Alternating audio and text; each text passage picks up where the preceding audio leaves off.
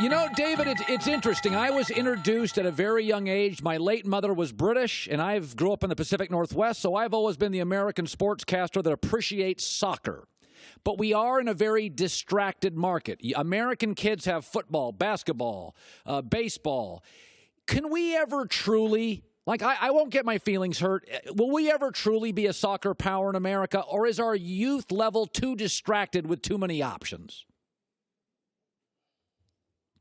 Look, I've always believed in this sport in America. It's one of the reasons why I moved from Real Madrid to go over to the MLS and live in LA and play for the Galaxy, because I believed where this league was heading. That was quite a few years ago, and the league has gone from strength to strength. We've added teams, we've added stadiums. The commissioner and the other owners have done an incredible job so far. This sport is a truly global sport. It's the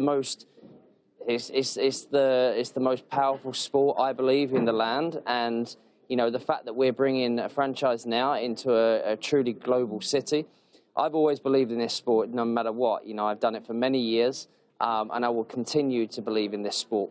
Yes, there's other great sports throughout this country, and there's other great sports throughout this world, but I believe in this game, and I'm excited to bring it to Miami.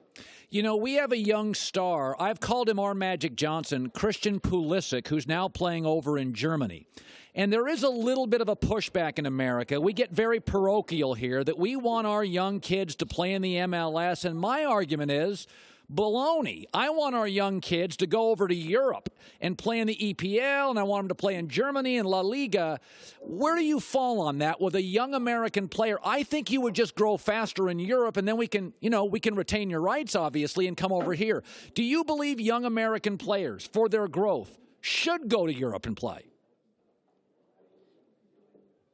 Look, this is what we aim for as owners. This is what we want to do. We want to get this league to the level of a Premier League, of a La Liga, of the German League, of the French League. That's what our aim is. That's why we want to keep these young, talented players that are from this country and from other countries.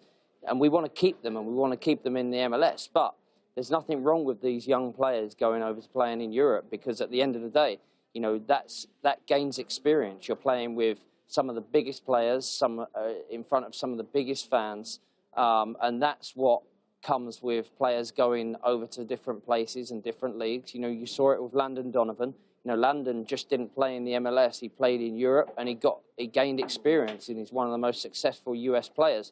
Now, at the moment, obviously, the US have gone through a slight down, and I think that's now gives the sport a chance now to sit back and say, okay, what's going wrong? What can we change? How can we make this better? Because US soccer has made huge strides in getting better, in being more popular, and they've got to an amazing level. But it's just taken a hit over obviously not qualifying for the World Cup. But this is a positive story. This is us bringing a game into a great city, and this is a positive story. But going back to what you said, is there anything wrong with these young, talented American players going over to Europe?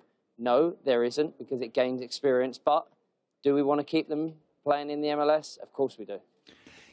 When you look at, again, Christian Pulisic, when you look at a player like that, sometimes in our American football, a player can develop late. He can be a good high school player and a good college player and then a terrific professional player.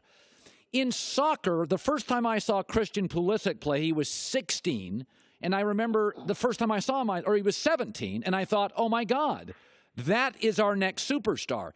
In soccer, in the culture of soccer, do most superstars, can you see it early? Is Pulisic, or do they develop later, yourself included? Do you know by 17 when a guy's going to be a star? I personally, because I've been in this sport for a long time, I can look at a 8-, 9-year-old and think, okay, this guy's got talent. This young kid has talent.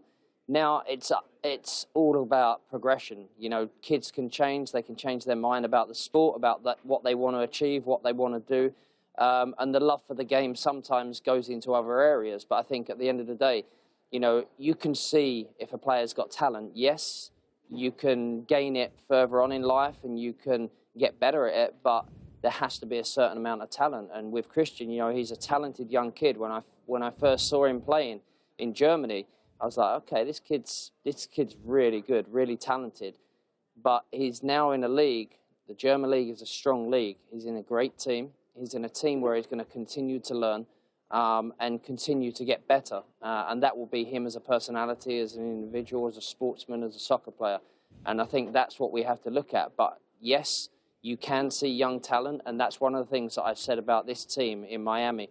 Yes, we want to bring great players in. Yes, we want to bring great players from Europe, big names, into this city.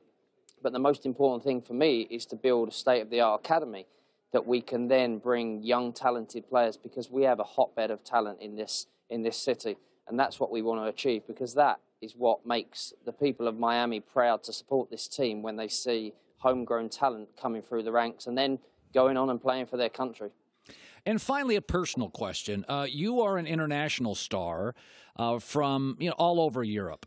When you came to America in Los Angeles, what is the difference between how you are treated as a superstar in Europe and a superstar in America, from the press to business opportunities? Is it different here? Were you treated differently? What is the treatment like in Europe to America? I'm pretty lucky. You know, there's been certain occasions throughout my career where I've had, certain things happen on the field where then it's highlighted even more so, and then you get criticized, but that happens in all walks of life. I think at the end of the day, for me, when I moved to America, I had six of the most happy years that we had as a family, as a footballer. To be successful on and off the field in LA was incredible.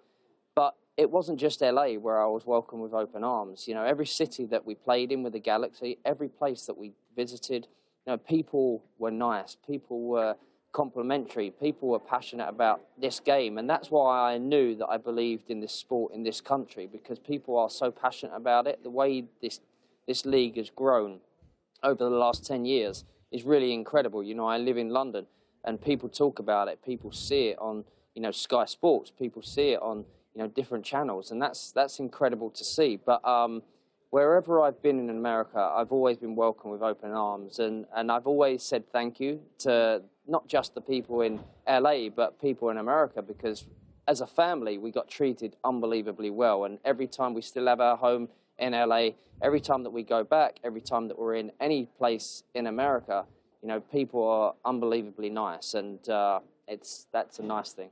David Beckham, good luck to you and the franchise. Thank you so much for joining our show today. Thanks for watching. Subscribe here to get the latest from the show. Also, be sure to check out more of the best clips from The Herd, or go watch a few segments from our other shows on FS1.